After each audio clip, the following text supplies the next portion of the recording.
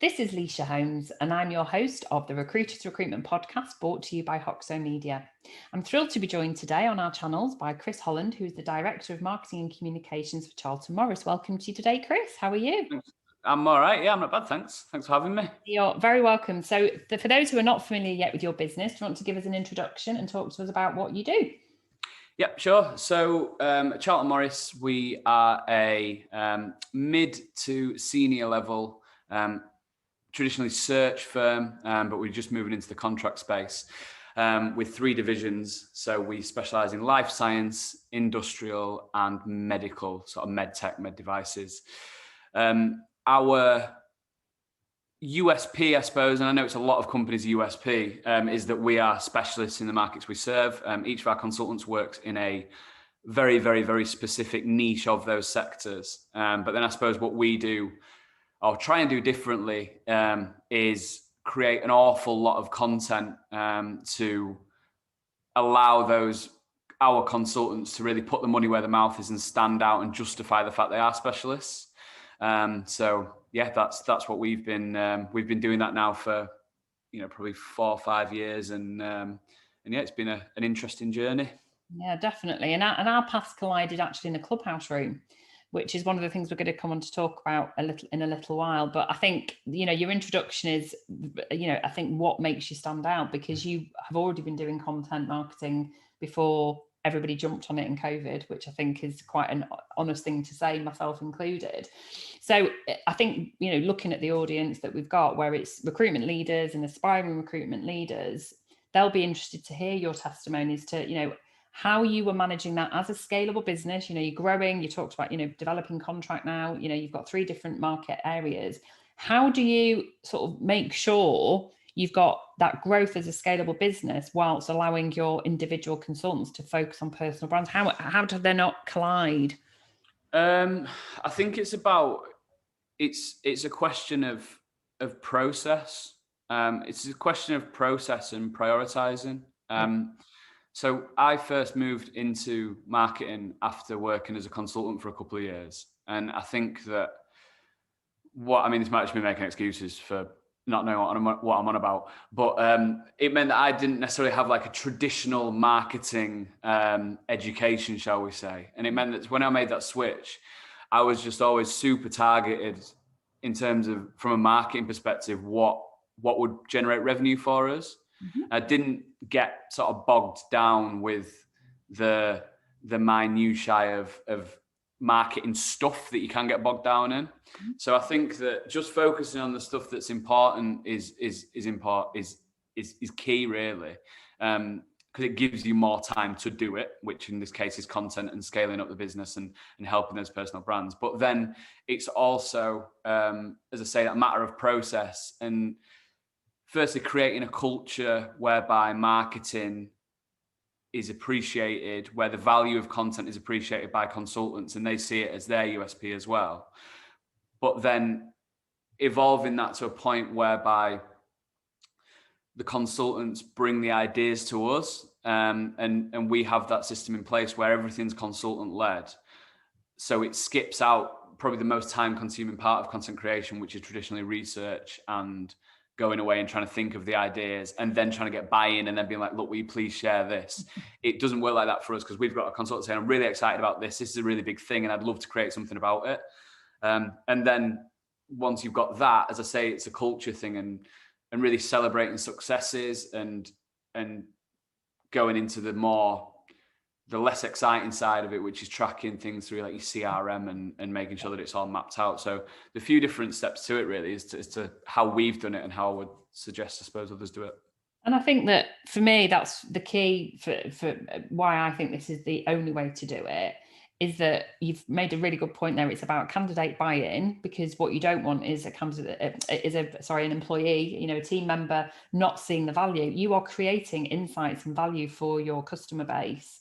And it also, and I think, I've always subscribed to this, recruiters should see that their desk is their own mini business. It's your micro business.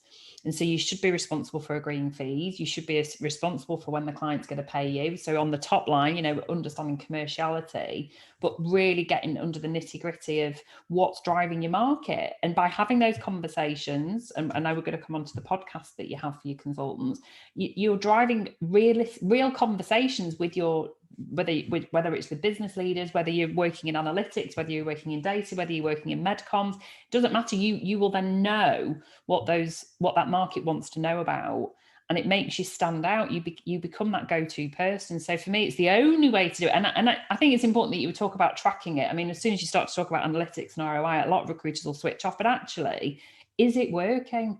And there are simple ways of doing it. I mean, I don't want to sort of digress necessarily on this now.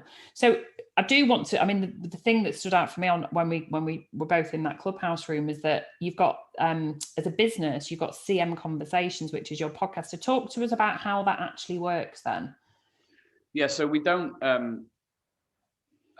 as you mentioned, and the way we do it is all of our marketing, comms, and not comms, but all of our content anyway is pushed out through our consultants, as opposed to this is a CM medical thing and that the consultants get behind. We do it through people so they can like leverage that objectivity and specialism that they have in a market. And the podcast is an extension of that. So it's not the way that we use our podcast isn't probably the most, well, definitely isn't the traditional way that a podcast is usually leveraged, in the sense. So we have it that we just see the podcast as another vehicle for our consultants to put content out about their market. So rather than us having like a continuous thread or theme all the way through it, each episode more or less is standalone, and it's a consultant speaking to a leader from their market, hence the vague title of CM Conversations. And it's just another way for them to build up their personal brand, for them to demonstrate their specialism, demonstrate who they're connected to in the market, and demonstrate who they have access to and have a rapport with.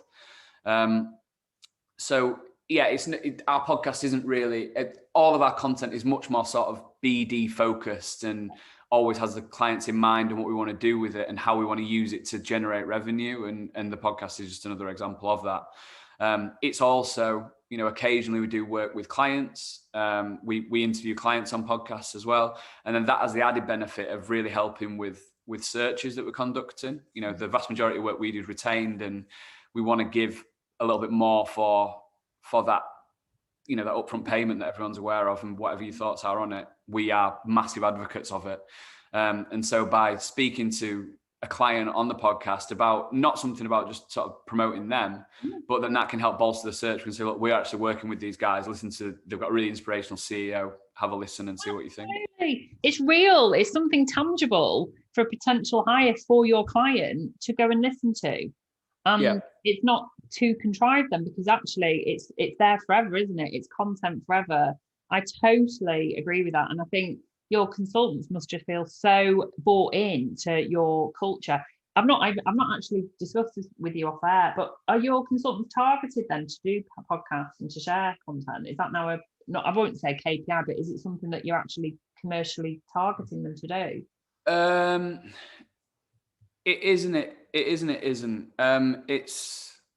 So we tend to target. We have KPIs like, you know, virtually every recruitment business, and even the ones that I don't think have targets still have some sort of targets. Okay. Some of those are more hard and fast and set in stone. I would say it varies on a consultant by consultant basis, depending on where they are in their journey with us, their career, and what they need.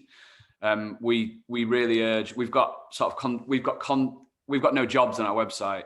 It's all content. We've got 4 websites, 1 for each division. We've got our sort of corporate site and then 1 for each division, which are just content led. And so we try and get consultants to get something out as quickly as possible to get them up on that site, so we've got a bit of a presence on there.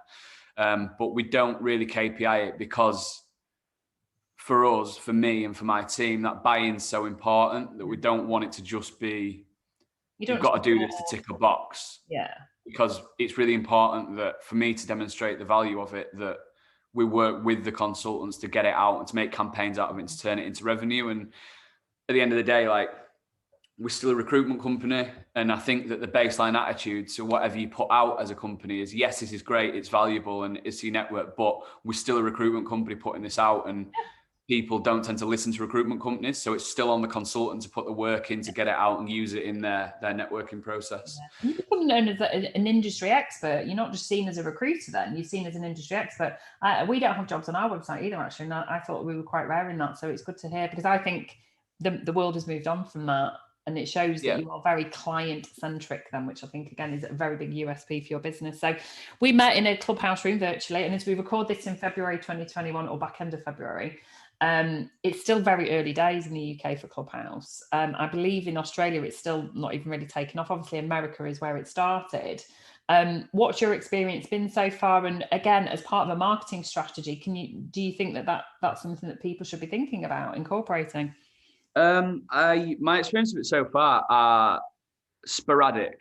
I sort of dip in and out of it, and I suppose I'm still admittedly in the figuring out stage myself when it comes to the Clubhouse, and I think it's a really interesting idea and sense. I think where it's useful is to tap into this idea of community building and community marketing. And the fact that you can very easily tap in and tap out of it is both a good thing and maybe not so good a thing, because it really encourages that FOMO feeling, in the sense of, you constantly get notifications saying, oh, this is happening, this is happening, this is happening, which can be pretty full on. And I think that will probably balance itself out over time. But when it comes to making it a part of your marketing strategy, I think it depends on your market. I think it depends on your market. I think it depends on what your goals are, and it depends on your resources. I think a lot of marketers or companies that are trying to do marketing, particularly in recruitment, where marketers are usually, and this isn't the case for us, thankfully, usually quite under-resourced. You can try and do everything and you end up being a jack of all trades. And Clubhouse is definitely worth looking at and getting into, but not like diving headfirst into initially, and just, let it sort of mature. I think for us and our perspective, again, taking this sort of consultant-led personal branding, market-specific approach, again, it's something that I'd like to probably chat to our guys about and see what the landscape is in their market, because it's essentially like, on the plus side, it's essentially industry conferences happening all day, every day, where you've potentially got the option to jump up on stage as a speaker in front of some really established people and have your say. Now, that if you've got something valuable and worthwhile to say, then that can be brilliant. And there's a lot of opportunity there. But I suppose cautious optimism is a phrase that's used a lot at the minute with everything in the world. And I would approach Clubhouse in the same way, that, we are looking at it, not necessarily diving into it as we stand. I think cautious is a word that I've used about it when people have asked me and come to me for advice, because I think when you've got consultants that you're clearly empowering to run their own sort of mini businesses, you could get very distracted on there. So, and I think, I said JOMO for me, I don't want to get involved, but I can see the value. And actually, you make a really good point there about jumping up on stage. Actually, if you haven't got anything to maybe say, you could ask a question to someone that you would never have had access to. So I think the advantages definitely outweigh the disadvantages, but it has to be, I think it needs to be understood. And I think you're right. I think it's about building community groups. You don't need to have, I've been in, my anxiety goes through the roof when I walk in a room and there's like 700 people in there. I'd rather be in a room with 20, because then it's really valuable and you can really feel a contribution. So I think it's here to stay. I think as we share this, we're probably going to be heading out of lockdown. I think it will diminish in time spent on it, because we won't have time, because we'll be commuting a little bit more again. So it's interesting, isn't it? So as someone who's made the jump from recruitment to marketing recruitment, what should we be looking out for? What do you think is going to be the next big thing in 2021? Or are there any tips or any advice that you could give people before we finish? I think when again, as I said before, I think it's about mastering what, you know, figuring out what's important to you is key. Figuring out what you want to do with your marketing and with your business, I suppose, and then really honing in and focusing on that and sort of sacking everything else off, really, and having that real laser focus on one thing, which, you know, for us was making our consultants stand out as specialists in their sectors. I think when it comes to things to look out for or things to use, I think just being aware of the technology that's out there to help to streamline and to improve your processes. You know, whether it be content creation, whether it be social media marketing or whatever else that you do, just really staying on top of that technology side of it just means that you can properly like supercharge all of your marketing efforts relatively inexpensively, and you can get an awful lot out for not as much effort. So they would be my big takeaways, I suppose. I like that, you know, putting a spotlight on someone's business and looking at what do we need to do to laser approach it. I think it's the way forward, you know, vertical focus. Everything that you've said makes absolute sense. And I'm so pleased that you joined us today from Leeds. Thank you so much, and all the best to you, Kris. No worries. Thanks very much.